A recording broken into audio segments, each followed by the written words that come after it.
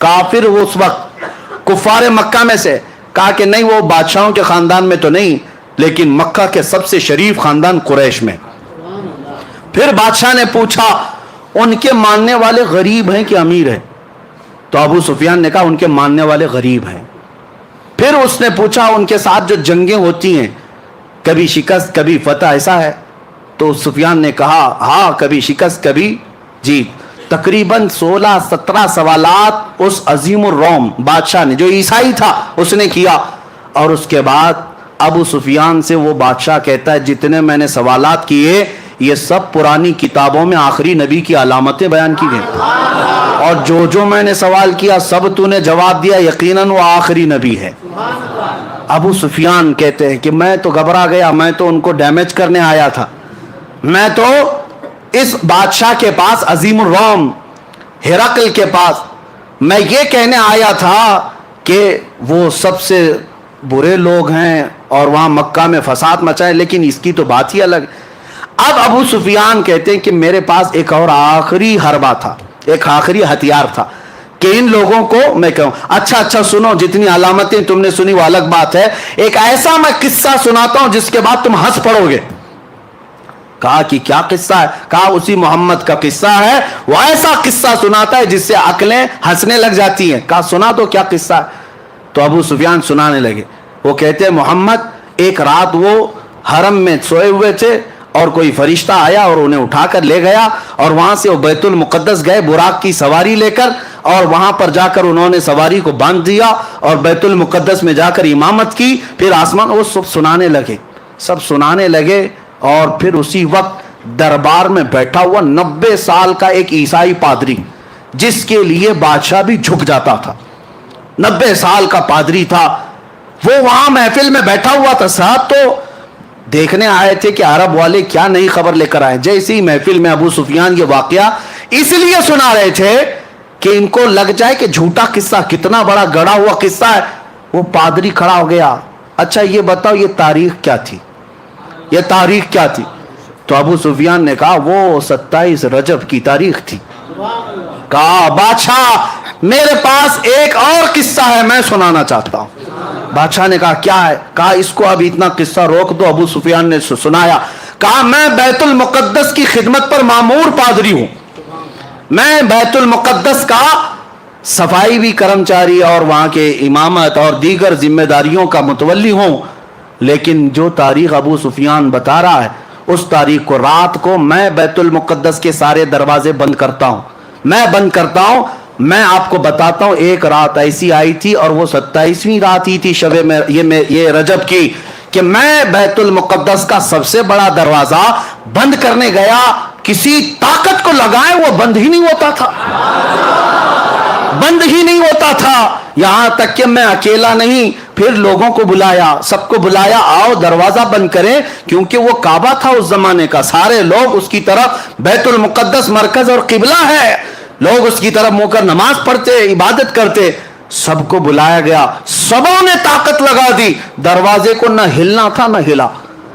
वो पादरी कहता है ऐसी सख्त बात और ताज्जुब की बात इससे पहले मैं देखा ही नहीं। तो दरवाजा बंद नहीं हुआ तो रात को हम सब ने ये मशवरा किया, चलो अब थक गए सो जाते हैं, देखते हैं कल सब बैठ करके बड़े बड़े उलमा को बुलाएंगे और क्या होगा इस पर। वो कहता है वो आलिम था उस जमाने का, 90 साल की उम्र हो गई। कहा मैं जाकर सो गया, सब चले गए, सो गए। सुबह जब हम उठ करके आए तो दरवाजे को हल्का हिलाने से ही बंद हो गया, दरवाजे को सिर्फ हाथ ही लगाया तो बंद हो गया। मैंने देखा ये माजरा क्या है, ये माजरा क्या, रात को पूरी ताकतों से बंद नहीं हुआ। मैंने देखा कुछ अलग मसला है। तो कहता है अंदर कदम रखा तो भीनी भीनी खुशबू भी आ रही थी, माहौल बदला बदला लग रहा था। और उसके बाद मैंने नजर बाहर डाली तो देखा पत्थर में सुराख है, और ऐसा सुराख है जैसे किसी घोड़े की रस्सी बांधी हुई है, रस्सी का टुकड़ा टूटा हुआ वहां पर लगा हुआ है। मैंने देखा ये ताज्जुब की बात क्या है।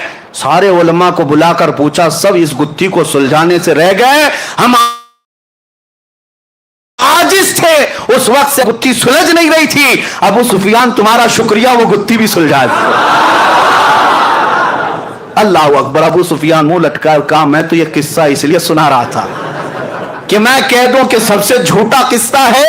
یہ پادری کیسا ہے کہ کہتا یہی سب سے سچا قصہ ہے، یہی سب سے سچا قصہ ہے۔ کہا یقیناً تم جو کہہ رہے ہو ایسا ہوا ہوگا، اس لیے کہ وہ دروازہ جو کھلا تھا وہ کسی اور کے لیے نہیں، محمد الرسول اللہ کے لیے۔ خود میرے آقا نے، میں نے معراج کا واقعہ شروع کرتے ہی بتایا تھا، حضور نے خود فرمایا جب میں بیت المقدس گیا تھا تو دروازہ کھلا ہوا تھا۔ وہ پادری کہتا ہے اس رات دروازہ کھلا ہی رہ گیا۔ میرے آقا صلی اللہ تعالی علیہ وسلم نے جتنی باتیں بتائی من و عن تھی، اب جسے ماننا ہے مانے، جسے نہ ماننا ہے نہ مانے، لیکن اب میں چند ہی باتوں کے ساتھ اب اپنی گفتگو کو سمیٹتا ہوں۔ یہ وقت گزرتا جائے گا اور معراج کا واقعہ ختم نہیں ہوگا۔ اب آپ سوچیں، واقعہ سنانے کے لیے راتیں ناکافی، لیکن میرے مصطفیٰ کے لیے سفر کتنا چھوٹا ہے۔ رب تبارک و تعالیٰ نے، یہی اعلیٰ حضرت فاضل بریلوی رضی اللہ تعالیٰ عنہ کے ساتھ ہوا کہ اعلیٰ حضرت بیٹھے ہوئے تھے، ایک صاحب محسن کاکوروی صاحب ایک قصیدہ لکھ کر کے لائے اور کہا کہ میں معراج کا قصیدہ لکھ کر کے لایا، اس میں گنگا جل کاشی متھرا کا ذکر تھا۔ تشبیہ دینے کے لیے شاعر کرتے ہیں، کبھی جو ہے محبوب کو لیلا کہتے ہیں، کبھی اپنے حبیب کو مجنو کہتے ہیں۔ سب لیلا مجنو ہوتے نہیں، لیکن نام دیے جاتے ہیں شاعری میں۔ کبھی جو ہے شراب کا ذکر ہوتا ہے، میں کا ذکر ہوتا ہے، حقیقی یہ دھتورا شراب نہیں ہوتی، لیکن شاعر استعارہ کے طور پر لیتے ہیں۔ اسی طرح وہ کاکوروی صاحب گنگا جل متھرا کاشی سے تشبیہ دیتے ہوئے کہا سفر معراج کا۔ اعلیٰ حضرت اس وقت سو رہے تھے ظہر کی نماز پڑھ کر، آئے کاکوروی صاحب، کہا کہ مولانا احمد رضا صاحب ایک قصیدہ لکھ کر کے لائے ہوں، کہا سنائیے۔ انہوں نے 2 شعر ہی سنائے تھے، اعلیٰ حضرت نے کہا رکیے، ابھی 2 ہی شعر سنائے تھے، بعد میں عصر کے بعد سن لیں گے، عصر کے بعد سن لیں گے۔ اعلیٰ حضرت اعلیٰ ایمان والے، اعلیٰ حضرت جب حضور کو کسی بات سے تشبیہ بھی دیتے تھے نا تو وہ بڑے اعلیٰ قسم سے۔ کسی نے کہا، اعلیٰ حضرت نے لکھا ہے کہ حضور پاک صلی اللہ تعالیٰ علیہ وسلم کے کپڑے میلے ہو گئے تھے، یعنی گرد و غبار لگتی ہے تو کیا کہتے ہیں، میلے ہو گئے۔ اعلیٰ حضرت نے فرمایا خبردار خبردار، نبی پاک صلی اللہ علیہ وسلم کے کپڑوں کو میلا نہ کہیں، وہ میلے نہیں ہوتے۔ پھر جو چیز دھول غبار لگتی میلا ہی تو کہیں گے، کیا کہیں گے؟ ادب سیکھو بریلی والے سے۔ اعلیٰ حضرت فرماتے یہ کیوں نہیں کہہ سکتے کہ مٹی گرد و غبار نے میرے مصطفیٰ کے دامن کو چوم لیا، مٹی چوم رہی تھی، یہ کیوں نہیں کہہ سکتے؟ نظر وہی عینک کی بات ہے، تم جیسا دیکھو گے ویسی چیزیں آئیں گی۔ تو کاکوروی صاحب نے قصیدے کے 2 شعر ہی سنائے تھے، اعلیٰ حضرت نے کہا رکیے، کاشی گنگا جل بعد میں سنیں گے۔ عصر کی نماز کا وقت ہوا، اعلیٰ حضرت سنت پڑھنے کے لیے گئے۔ سنت اور فرض کے بیچ میں وقت کتنا ہوتا ہے؟ سنت اور فرض کے بیچ میں جو وقت تھا جماعت کا، اسی میں بیٹھ کر کے اعلیٰ حضرت قصیدہ معراج خود ہی لکھنے لگ گئے، حضور کا سفر معراج لکھنے لگ گئے۔ اب سنو، 1 شعر 2 شعر 3 شعر، عصر کی جماعت سے پہلے اعلیٰ حضرت نے پورے سفر معراج کے 168 اشعار لکھ دیے، 168 قصیدہ معراج پورا لکھ دیا۔ اور اس کے بعد نماز پڑھا کر کے آئے، کاکوروی صاحب نے کہا آپ نے کہا تھا ہمارا قصیدہ سننے، اعلیٰ حضرت نے کہا پہلے ہمارا سن لیجیے، پہلے ہمارا سن لیجیے۔ ہم نے کیا کہا آپ سنائیے۔ تو اعلیٰ حضرت عرض کرنے لگے وہ سرور کشور رسالت جو عرش پر جلوگر ہوئے تھے، نئے نرالے طرب کے ساما عرب کے مہمان کے لیے تھے، وہاں فلک پر یہاں زمین پر مچی تھی شادی رچی تھی دھومیں، یہاں سے انوار اٹھتے آتے وہاں سے نفحات ہنستے آتے۔ اعلیٰ حضرت پھر آگے فرماتے ہیں اتار کر ان کے رخ کا صدقہ وہ نور کا بٹ رہا تھا باڑا، کہ چاند سورج اچھل اچھل کر جبی کی خیرات مانگتے تھے، کہ چاند سورج اچھل اچھل کر جبی کی خیرات مانگتے تھے۔ اور تاروں کی طرف آج دیکھتے ہیں نا آسمان کے، اعلیٰ حضرت سے پوچھو کیا کہتے ہیں، یہ تارے کیا ہیں؟ وہی تو اب تک چھلک رہا ہے، وہی تو جوبن ٹپک رہا ہے، ہاں وہی تو اب تک چھلک رہا ہے، وہی تو جوبن ٹپک رہا ہے۔ نہانے میں جو گرا تھا پانی کٹورے تاروں نے بھر لیے تھے، نہانے میں جو گرا تھا پانی کٹورے تاروں نے بھر لیے تھے۔ بچا جو تلووں کا ان کے دھون بنا وہ جنت کا رنگ روغن، بچا جو تلووں کا ان کا دھون بنا وہ جنت کا رنگ و روغن۔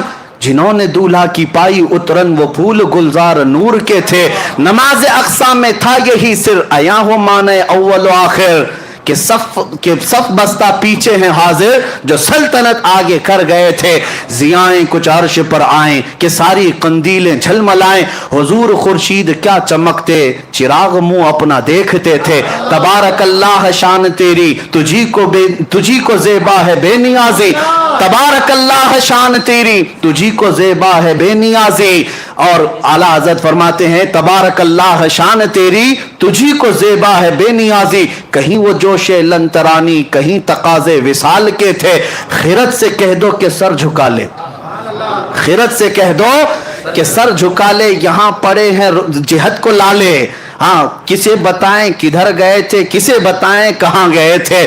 اعلیٰ حضرت فرماتے ہیں وہی اب پورے معراج کا واقعہ اگر ایک شعر میں سننا ہے، ایک شعر میں سننا ہے، جھوم جائیں گے ہم، جن کے اعتراضات ہیں سب ختم ہو جائیں گے، سب ختم ہو جائیں۔ تجھے اعتراض ہے کیوں، پیٹ درد کیوں ہوتا ہے؟ حضور کا نام لینے پر حضور گئے تھے، جبکہ مولا کہہ رہا میں بلایا تھا۔ سبحان الذی اسرا، وہ پاک ہے وہ ذات جس نے اپنے محبوب کو سفر کرایا۔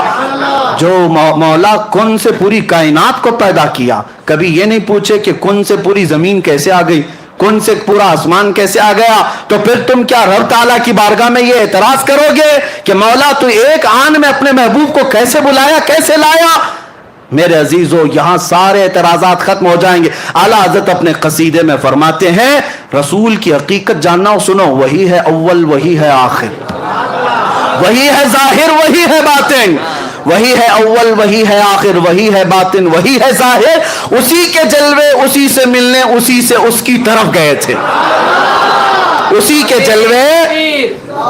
نعرہ رسالت سلمان صاحب، میرے عزیزو اسی کے جلوے اسی سے ملنے اسی سے اس کی طرف گئے تھے۔ اخیر میں اعلیٰ حضرت فرماتے ہیں نبی رحمت شفیع امت، نبی رحمت شفیع امت، رضا پہ للہ ہو عنایت، اسے بھی ان خلوتوں سے حصہ جو خاص رحمت کے وہاں بٹے تھے، جو خاص رحمت کے وہاں بٹے تھے۔ 168 اشعار اعلیٰ حضرت نے سنائے، پھر کہا محسن کاکوروی صاحب سے، انہوں نے کہا اب اس کے بعد کیا سنانا ہے، اب اس کے بعد کیا سنانا ہے، اب گنگا جل کہاں سے لائیں؟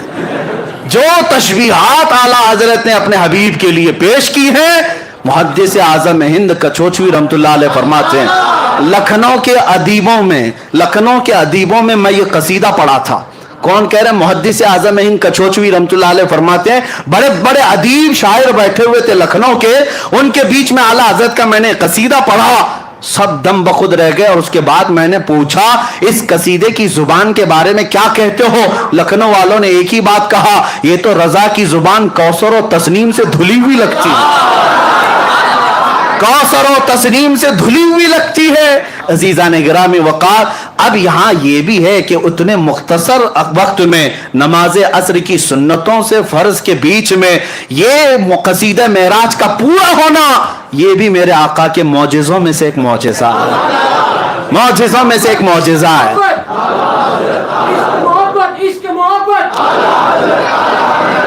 نعرہ تکبیر، نعرہ رسالت، نعرہ تکبیر، نعرہ رسالت۔ اب ہم آتے ہیں سائنس کی طرف، سائنس کیا کیا اعتراضات کرتا ہے، کیونکہ اب کے زمانے کے لوگ ہر تھیوری کو سائنس پر پرکھ کر کے دیکھنا چاہتے ہیں۔ سائنس کا حال یہ ہے، یہ حواس خمسہ جو 5 چیزیں، سننے کی طاقت، دیکھنے کی طاقت، چکھنے کی طاقت، سونگھنے کی طاقت اور پکڑنے کی طاقت، یہ 5 چیزیں ان کو حواس خمسہ کہتے ہیں۔ ان 5 کے سامنے جو چیز ہے سائنس اسی کو مانتی ہے، اس کے علاوہ نہیں مانتی۔ عقل ان کی صرف یہ 5 چیزوں کے بیچ میں یہ ہے، یعنی چیز کوئی بھی آپ بتاؤ سائنس کو، ان کا کہنا ہے یا تو وہ پکڑنے میں آنا چاہیے، یا تو دیکھنے میں آنا چاہیے، یا سننے میں آنا چاہیے، یا سونگھنے میں آنا چاہیے، یا چکھنے میں آنا چاہیے۔ ان میں سے کوئی چیز ہو تو وہ چیز ہے، نہیں تو چیز ہی نہیں، سائنس کے نزدیک ہے۔ لیکن اب واقع معراج نہ پکڑنے میں آئے گا، نہ سونگھنے میں آئے گا، نہ چکھنے میں آئے گا، اب ابھی اگر سننا چاہے تو سننے میں بھی نہیں آئے گا، کیسے؟ اب اس سائنس کے اعتبار سے وہ کہتے ہیں ناممکن ہے، ناممکن ہے۔ میرے عزیزوں میں آپ کو بتاتا ہوں، سائنس پہلے کچھ چیزیں ایجاد کرتی ہے اور اس کے بعد پھر خود ہی انکار بھی کرتی ہے۔ ان کے نظریے بدلتے جاتے ہیں. پہلے ڈاروین کا نظریہ تھا کہ انسان بندر سے پیدا ہوا. ہاں وہ بیچارے چلے گئے, اس کے بعد لوگ بدلتے گئے نظریے. ہاں وہ رہے ہوں گے, ہم تو نہیں. بندر ترقی کرتے کرتے انسان بن گیا, اور جو باقی بچے ہیں بندر, ان کا کیا قصور ہے؟ وہ کب بنیں گے؟ ہم تو ان کا بھی انتظار کر رہے ہیں, ان میں بھی کوئی بابو آ جائے.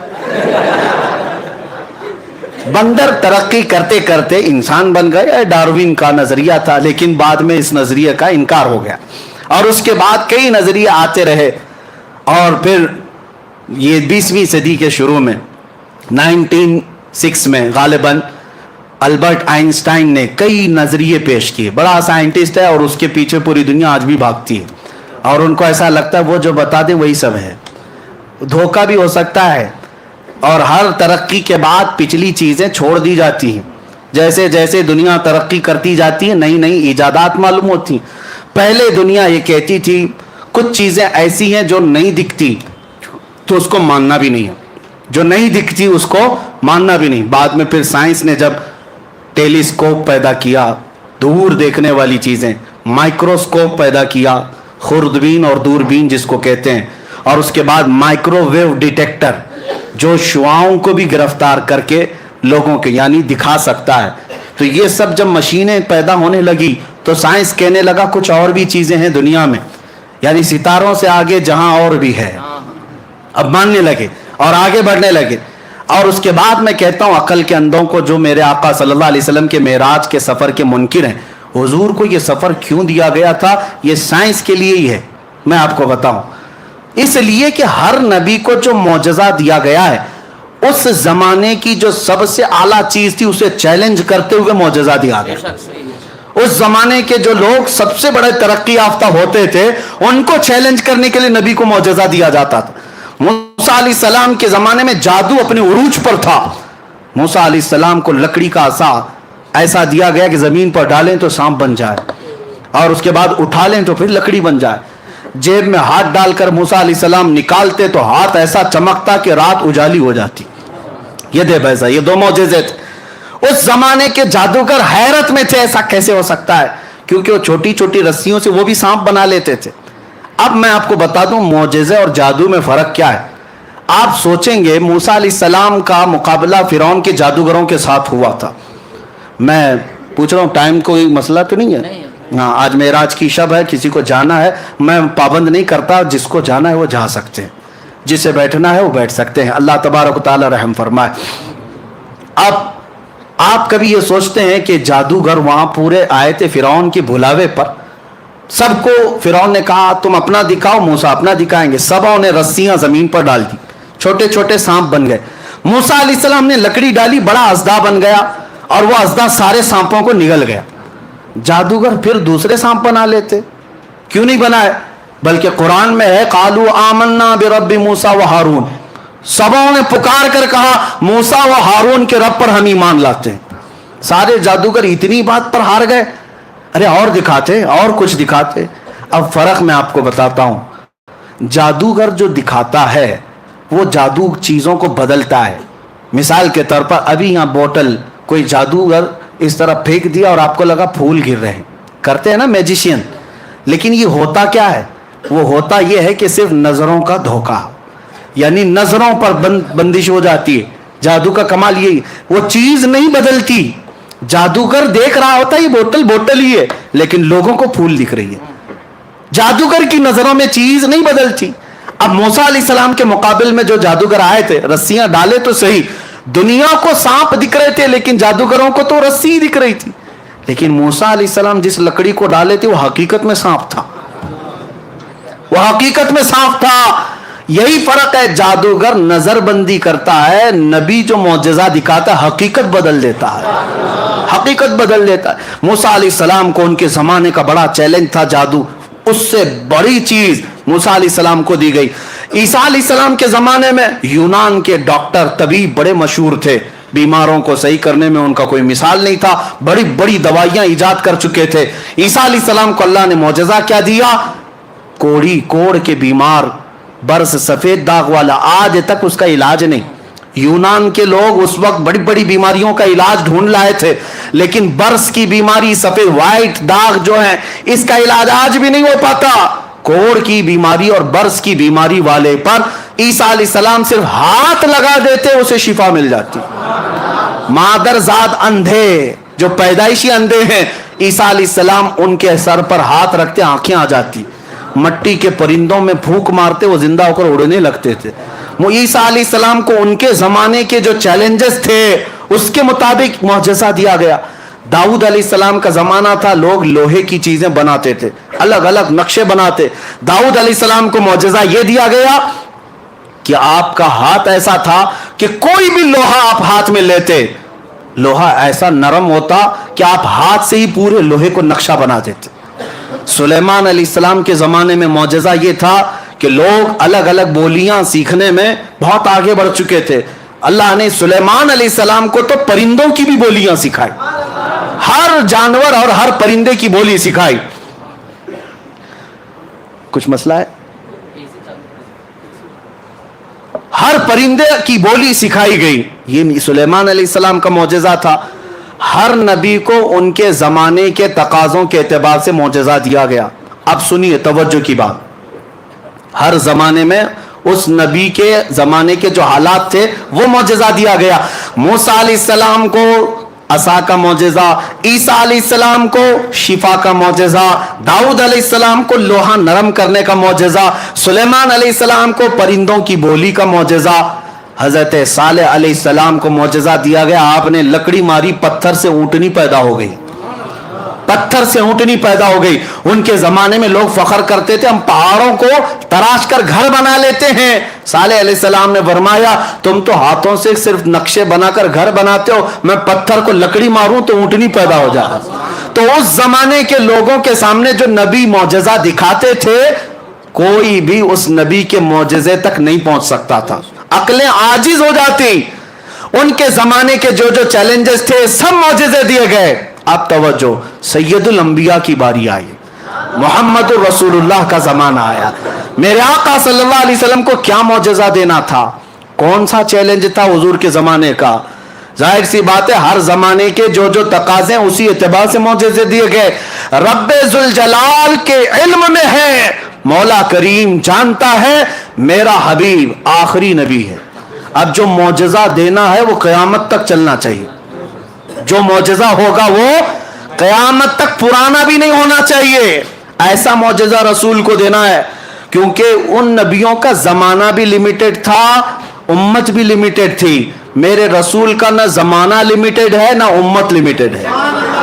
ज़माना क़यामत तक है और उम्मत भी बेहिसाब है। अब हुजूर को मुअजिज़ा ऐसा देना है जो हर ज़माने के लिए चैलेंज हो, हर ज़माने के लिए चैलेंज हो। अब देखो, अल्लाह ने अपने हबीब को एक मुअजिज़ा नहीं दिया। हर नबी रहमत आखिरुल अंबिया की उम्मत कई किस्मों की है। इसमें अमेरिका वाले भी होंगे, अफ्रीका वाले भी होंगे, हिंदुस्तान वाले भी होंगे, पाकिस्तान वाले भी होंगे, अरब वाले भी होंगे, सब होंगे। सबकी तबीयतें भी अलग, सबके ख्यालात भी अलग, सबकी तरक्कियां अलग, सबका इल्म अलग, लेकिन है सब आखिरुल अंबिया की उम्मती। अब मुअजिज़ा ऐसा देना है रसूल को जो क़यामत तक चलना है। अब रसूल को पहला मुअजिज़ा दिया गया कुरान अजीम। ये मुअजिज़ा कुरान एक मेरे आका का मुअजिज़ा है। मैं कहता हूं, बैठे हुए छोटा भी बच्चा, हम में से 12 साल का लड़का, उठो, मैं खुली इजाजत देता हूं, पूरे मोहल्ले में, पूरी दुनिया में चीख चीख करके जालिमों को पुकार कर कहो, तुम्हें इजाजत में देता हूं, और खुल करके डरने की बात नहीं कि लाओ, अगर तुम्हारी हिम्मत है तो कुरान के बराबर की एक किताब। क्योंकि ये चैलेंज कुरान में आज तक चल रहा है, आज तक चल रहा है, और अभी तक कोई दूसरा कुरान आया नहीं आया। जो लाने की कोशिश कर रहे थे बेचारे चले गए, है बदलने की कोशिश की। अभी 1 साल पहले बेचारा एक राफजी कुत्ता निकला था और कहा कि कुरान में से मैं 26 आयतें निकाल करके नया कुरान बना रहा हूं। वो पता नहीं कहाँ है, कुरान कहाँ गया उसका और वो कहाँ गया पता नहीं। नाम भी बदल गया, धर्म भी बदल गया, बीवी भी भाग गई, बच्चे भी भाग गए, और कहीं सड़क पर पड़े रह गए। और इसी को आला हजरत ने समझाया था, या रसूल अल्लाह, जो तेरे दर से यार फिरते हैं, जो तेरे दर से यार फिरते हैं, दर बदर यूं ही खार फिरते हैं। हुजूर को छोड़ा तो दर दर की ठोकरें, बेचारे किसी के यहाँ गए थे कुछ टुकड़े हासिल करने के लिए, लेकिन उन लोगों ने तो हड्डियां भी नहीं डाली, हड्डियां भी नहीं डाली, और वहां तो हड्डियों का तस्वर ही नहीं है। मिलता तो क्या मिलता, हाँ सूखा वेज मिलता, लेकिन वो भी नहीं मिला, वो भी नहीं मिला। और बाद में आ गए बेचारे, अब पुकार पुकार कर कहते हैं कि अब हमारा क्या होगा, ना इधर के रहे ना उधर के रहे, अब नाम भी क्या रखें पता ही नहीं चलता, क्या रखें, बीज का नाम रखना होगा, कोई बीज का नाम। इसीलिए कुरान को बदल दिया, जिंदगियां बदल गई, इस्लाम नहीं बदल। एक मौजज़ा ये मेरे मुस्तफ़ा का, आज भी चैलेंज चल रहा है। अमेरिका ने भी कोशिश की है, बहुत सारे लोग अल फुरकान नाम से भी बनाए, अल फुरकान नाम से, और कुरान के अलग अलग अंदाज बनाए, लेकिन मुसलमानों मुझे बताओ क्या तुम्हारे तक पहुंची वो किताब? कहीं पहुंची? बल्कि मैं कहता हूं हमारे अंदर 1000 फिरके क्यों ना हो जाएं, हर एक यहाँ कुरान अल्हम्दुलिल्लाह से शुरू होता है, वन्नास पे खत्म होता है। इस बात पर सबका इजमा है, सबका इत्तेफाक है। कुरान सब देवबंदी भी वही पढ़ते हैं, अहले हदीस भी वही पढ़ते हैं, शिया भी वही पढ़ते हैं, सब कुरान वही पढ़ते हैं सारे, और भी बहुत सारी चीजें हैं, लेकिन कुरान एक ऐसा मौजज़ा है मेरे मुस्तफ़ा का, उसको कोई बदल नहीं सका और ना उसके मिसल ला सका। यह हर जमाने का चैलेंज और क़यामत तक चलता रहेगा, चलता रहेगा। अब दूसरा मौजज़ा हुजूर का जो बहुत आला होना था, चैलेंज। अब देखें हर नबी, फिर ज़हन में बात रखें, हर नबी को अल्लाह ने वो मौजज़ा दिया जो उस जमाने के लोगों का उरूज का काम होता था, उनको चैलेंज करने के लिए दिया गया।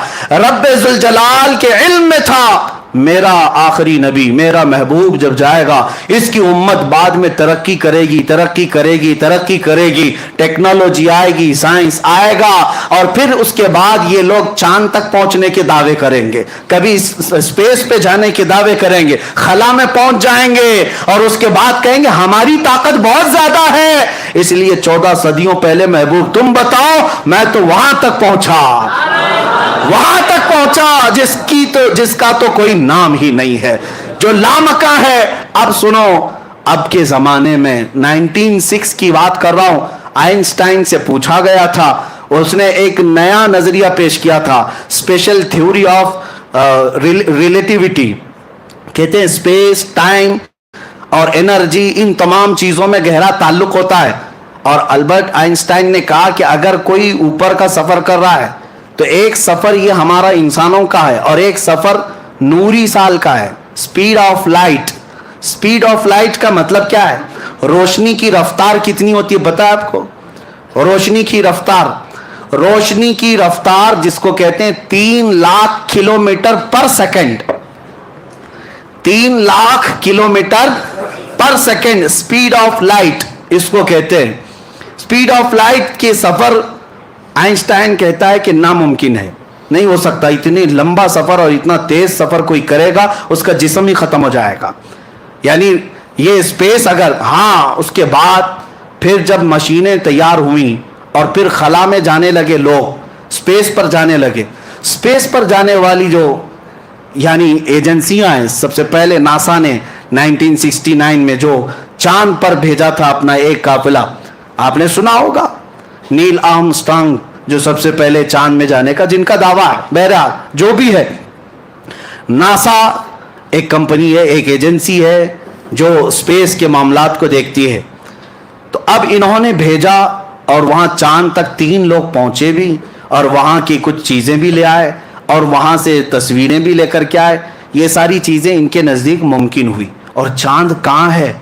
बाजूगर में नहीं है, चांद जो है बहुत लंबे सफर पर है, बहुत लंबे सफर पर। आइंस्टाइन ने तो पहले कहा था इतना लंबा सफर मुमकिन नहीं, लेकिन बाद में नासा ने कहा मुमकिन है, सफर कर सकता है। आदमी सफर किया। अब इनको एस्ट्रोनॉट कहते हैं, जो खला में जाते हैं एस्ट्रोनॉट। ये लोग जब जाते हैं तो कहा गया इनकी रफ्तार कैसे होनी चाहिए? 40,000 पर मिनट, 40,000 किलोमीटर पर मिनट के सफर पर ये जाते हैं। और उसके बाद जब ऊपर जाते हैं तो इनको क्या चाहिए, क्या क्या तैयारियां चाहिए? एक प्रेशर सूट होता है और फिर एक उस वहाँ मैग्नेटिक जो वेव्स होती हैं उनसे बचाने वाला एक आला पूरे जिस्म पर पहनाया जाता है कि वहाँ ऑक्सीजन की कमी होती है, ऑक्सीजन उन्हें चाहिए होता है सांस लेने के लिए, ये सारी चीज़ें पहन करके जाए तो मुमकिन है। अब साइंस कहती है मुमकिन है, पहले नामुमकिन था। साइंस और तरक्की करो, मेरा दीन और निखरता जाएगा, और निखरता जाएगा। हम साइंस की तरक्की के हक में हैं, और मैं अपने नौजवानों से कहता हूं तुम पढ़ो साइंस को, हम इसके मुनकिर नहीं है, जितना पढ़ोगे मेरे आका के मौजज़े उतने खुलते जाएंगे और आपको इंकशाफ होता जाए। अब मुमकिन है एस्ट्रोनॉट जो सफर करते हैं प्रेशर सूट चाहिए, मैं आपसे पूछ और बता रहा हूं, तवज्जो, वहां जाने के लिए कुछ अलग चीज चाहिए, ये साइंसदानों का कहना है। ऊपर स्पेस पे जाना है, अलग प्रेशर सूट और एक ऑक्सीजन के अंदर पहनना हो, और कुछ 3 चीजें उन्होंने बताई, मैं सारी चीजें नहीं, साइंस पढ़े हुए बच्चे जानते होंगे स्पेस के लिए क्या क्या चीजें जरूरी है। और फिर वहां जाने के बाद फिर हालत ये होती है, वो कहते हैं कि वहां का वक्त अलग होता है, यहां का वक्त अलग होता है। अगर स्पेस में कोई चला गया, स्पेस में कोई चला गया तो कहते हैं उसकी उम्र रुक जाती है। हाँ, ये आइंस्टाइन का कहना है कि अगर कोई 2 जुड़वा भाई, एक जमीन पर है और एक सफर पे चला गया स्पीड ऑफ लाइट के एतबार से, अगर वो 1 साल के बाद आए तो उसका भाई 10 साल का बड़ा हो चुका होगा और वो 1 साल का होगा, यानी उसके लिए उम्र रुक जाती है। तो ये इनके नजरियात हैं। अब मैं जो चीज तुम्हें साबित करना चाहता हूं वो ये है, साइंस के एतबार से प्रेशर सूट चाहिए, वहां जाने के लिए एक अलग सफर चाहिए। अब आओ वाक़े मेराज के शुरुआत में मैंने सबसे पहले क्या कहा, जब बैतुल हराम मस्जिदुल हराम में मेरे आका आराम कर रहे थे, जिब्राइल अमीन आए, उठाए और सबसे पहले कहाँ ले गए, जमजम के पास, और ले जाकर के क्या किया, नबी पाक सल्लल्लाहु अलैहि वसल्लम का सीना चाक किया, और फिर दिल निकाला गया, और फिर जन्नत के पानी से जो तश्त में अनवार और तजल्लिया से भरा था वो धोया गया, और फिर हदीस में कुछ डाला गया।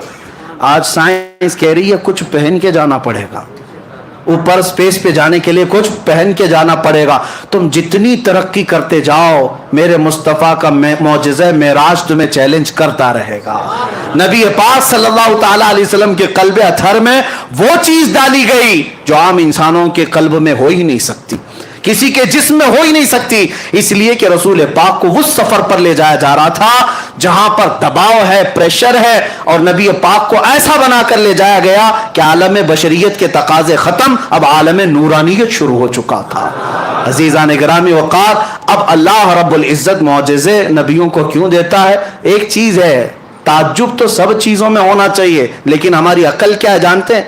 अल्लाह रब्बुल इज़्ज़त के निज़ाम में एक आदत है और एक कुदरत है, एक आदत है और एक कुदरत है। दोनों चीजें आपको समझा रहा हूं। शादी हो गई शौहर और बीवी की, बच्चा हुआ, आप मानेंगे कि नहीं कि हाँ फलां को एक बेटा हो गया, एक बेटी हो गई, कोई ताज्जुब की बात है ताज्जुब की बात, लेकिन तुम्हारी अकल आदी हो गई, रोज देखते हैं बच्चे पैदा हो रहे हैं तो आपको ताज्जुब नहीं लगता। ताज्जुब क्या है?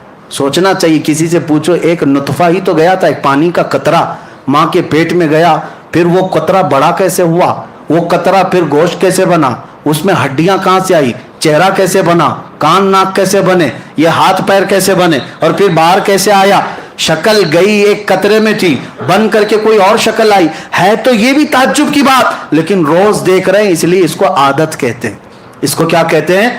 आदत। अल्लाह तबारक व तआला के निजाम में कुछ चीजें आदत है वो भी ताज्जुब की बात, लेकिन वो आदत है। जमीन में बीज डाल दिया, पौधा उगाया, ताज्जुब होता है आपको? नहीं है ताज्जुब की बात, ये है ताज्जुब की बात। मियां हथेली में आप बीज लेकर के खड़े रहो, क्यों नहीं पौधा उगता? क्यों नहीं उगता? जमीन में बो दो, मट्टी साफ कर दो, कल को देखो तो वहां से जमीन का सीना चीर कर बाहर आता है, पौधा निकल आया, पौधा ही नहीं दरख्त बनता चला गया। अब आप, ये ताज्जुब की बात है, लेकिन पूछते नहीं क्यों? ये आदत है। ये क्या है? आदत है। आप कभी ये नहीं पूछते कि मैं एक रोटी खाया था आटे की, एक रोटी खाया था आटे की, वो थी गेहूं के आटे की, जौ के आटे की, खाया था 4 टुकड़े करके, 5 टुकड़े करके, लेकिन जब अंदर गई तो बाद में पता चला कि कुछ हिस्सा गोश्त बना, कुछ हिस्सा खून बना, कुछ हिस्सा मनी बना, कुछ हिस्सा पीप बना, और कुछ हिस्सा फुजला बनकर निकल गया। एक रोटी 5-5 चीजें कैसे पैदा कर रही? लेकिन ताज्जुब किसी को नहीं। क्यों? ये आदत है ये भी ताज्जुब की बात, लेकिन ये आदत है। अब आदत के खिलाफ कभी कोई काम होता है तो उसे कुदरत कहा जाता है। आदत के खिलाफ कोई काम होता है तो उसे क्या कहा जाता है? कुदरत। अल्लाह रब्बुल इज्जत पूरे निजाम को हमेशा आदत से ही चलाता है। सब चीजें असबाब से होंगी, बच्चे माँ बाप से ही पैदा होंगे, शौहर बीवी होना चाहिए, यही आदत है। हाँ यही आदत है, जमीन से ही सब्जा उगना चाहिए, यही आदत है। लेकिन मौला कभी कभार अपनी कुदरत को दिखाता है, कभी कुदरत को दिखाता है। तब दिखाना हो तो बगैर बाप के सिर्फ मरियम से ईसा को पैदा करता है। अकल कहती ये कैसे हो गया, ये कैसे हो गया, ये क्यों? इसलिए कि आदत नहीं, देखा नहीं था। ये क्या है? इसको क्या कहते हैं? कुदरत है। और अगर मौला ताला को ये आदत है, आदत तोड़ करके मौला इस कानून को तोड़ करके कुदरत दिखाता है, अपनी कुदरत दिखाता है। कभी रब ताला फरमाता है तुम तो इस बात पर ताज्जुब कर रहे हो कि बगैर बाप के ईसा कैसे पैदा हुए, वो मौला इससे बड़ी कुदरत तो आदम अलैहिस्सलाम में दिखाया। आदम अलैहिस्सलाम की ना बाप है ना माँ है, कोई नहीं, लेकिन अल्लाह ने मिट्टी से पैदा किया, ये कुदरत है। हर ऊंटनी कहां से पैदा होगी? बच्चा, ऊंटनी का बच्चा किससे पैदा होगा? ऊंटनी से ही पैदा होगा। लेकिन सालेह अलैहिस्सलाम एक पत्थर पर लकड़ी मारते हैं, पत्थर से ऊंटनी पैदा होगी। ये कैसे हो सकता है? ये क्या है? ये आदत नहीं, ये क्या है? कुदरत है, ये कुदरत है। अब सुनिए, अल्लाह तबारक व तआला के निजाम में आदत भी है और कुदरत भी है। कुदरत क्यों दिखाता है? मुनकिरीन को दिखाता है रब तबारक व तआला कि तुम हमेशा ये मत समझना कि अल्लाह जैसी आदत है वैसा करने पर मजबूर है। वो मजबूर नहीं, वो आदत और ये कानून को तोड़कर इसके खिलाफ अपनी कुदरत का भी इजहार फरमाता है। आप सुनो, हजरत उज़ैर अलैहिस्सलाम एक बार जा रहे थे, उनको एक बस्ती नजर आई जो उजड़ी हुई थी। पूछा है अल्लाह क्या इसको फिर तू दोबारा जिंदा फरमाएगा? उज़ैर अलैहिस्सलाम को अल्लाह ने सुला दिया, 100 साल के लिए सुलाया, 100 साल सोए रहे। अब मुझे बताओ, 100 साल के बाद जब उज़ैर अलैहिस्सलाम उठे तो उनका जिस्म भी सही सलामत है, सब कुछ सामान भी सलामत है, लेकिन उनको क्या लग रहा था? जमाना कुछ गुजरा ही नहीं, आधा दिन हुआ होगा। आमतौर पर 100 साल किसी के मर जाने के बाद जिस्म सड़ जाना चाहिए, गल जाना चाहिए, लेकिन अल्लाह ताला ने आदत के मुताबिक नहीं, या कुदरत का इजहार फरमाया। ये क्या है? ये कुदरत है। अब सुनिए, नबी को जो मौजज़ा दिया जाता है ये आदत नहीं होती, ये कुदरत का इजहार होता है। ये क्या होता है? कुदरत का इजहार। हैंड पाइप से जब आप चलाते हैं, पानी कहां से आता है? जमीन से आता है। ताज्जुब तो इसमें भी होना चाहिए, कैसे पानी आ रहा है, कैसे पानी आ रहा है? नीचे से पूरे प्रेशर के साथ पानी आता है, हैंड पाइप चला रहे हैं, लेकिन रोज देख रहे हैं, इसलिए ताज्जुब नहीं होता। अब मौला ताला जो दिखाता है वो क्या है? महबूब अपना हाथ रखो, उंगलियों से पानी जारी करो, उंगलियों के बीच से। अब ये क्या है? अल्लाह की कुदरत है, अल्लाह की कुदरत है। रोज सूरज का टाइम फिक्स है, रोज सूरज का टाइम फिक्स है, इतने बजे निकलेगा, इतने बजे डूबेगा, सबको आदत है। हालांकि ये भी सोचना चाहिए इसे निकालता कौन है, डुबाता कौन है? इसे निकालता कौन है, डुबाता कौन है? लेकिन कोई ताज्जुब करता नहीं है, कोई ताज्जुब नहीं करता। लेकिन अल्लाह रब्बुल इज्जत इसी आदत के निजाम को खत्म फरमाकर अपने महबूब को ये जलवा देता है, महबूब इशारा करो, डूबा हुआ सूरज निकल आया है। ये क्या है? ये इसको क्या कहते हैं? कुदरत कहते हैं। आप सुनो, अल्लाह ताला की आदत के मुताबिक सफर भी जो है नॉर्मल होता है। कोई घोड़े से, कोई ऊंट से, कोई कार से, कोई ट्रेन से, कोई प्लेन से, सब सफर करते हैं, सबकी स्पीड अलग है, सबका अपना अपने रफ्तार और तेजी तय है, मुमकिन है और सब फिक्स है। अगर रसूल भी वैसा ही सफर करते तो रसूल का कमाल क्या था? अगर हुजूर भी घोड़े का सफर करते, ऊंट का सफर करते, बरसों जाते, हुजूर का कमाल क्या था? सब मानते हैं ऐसा तो होता है, हम भी सफर करते हैं। हुजूर सल्लल्लाहु अलैहि वसल्लम उस वक्त अगर बैतुल मुकद्दस ही जाकर 1 घंटे में वापस आते, आज की कौम तो कहती है तो मुमकिन है, रॉकेट इतना तेज जाती है, रॉकेट इतना तेज जाती है। लेकिन रब ताला ने अपने हबीब के पास अपनी ऐसी कुदरत दिखाया کہ ابھی زمانہ لاکھ سال بھی چلے میرے محبوب کی رفتار کو نہیں پہنچ سکتا, رسول کی رفتار کو نہیں پہنچ سکتا. اسی کو اب ہم ختم کرتے ہیں میرے عزیزوں. معراج کا فلسفہ حقیقت میں کوئی واقعہ, کوئی قصہ, کوئی کہانی نہیں, بلکہ میں کہتا ہوں یہ ایمان اور نفاق کو پہچاننے کی کسوٹی ہے. یہ نفاق اور ایمان کو پہچاننے کی کسوٹی ہے. اس لیے اللہ تبارک و تعالیٰ تمہیں یہ مجلس مبارک فرمائے کہ آج یہ جگمگاتے ہوئے چہرے اور یہ کھلکھلاتے ہوئے چہرے اور دلوں کے اندر یہ خوشی رکھتے ہوئے چہرے یہ کسی اور کے لیے نہیں, اپنے رسول کے لیے ہیں. ہم رسول پاک کے تذکرے پر خوش ہوتے ہیں اور ہونا بھی چاہیے. جس کو جس سے محبت ہوتی ہے اس کے ذکر سے خوشی آ ہی جاتی ہے, اور جس کو جن کے تذکرے سے خوشی ہوتی ہے وہ جائیں ان کی محفل.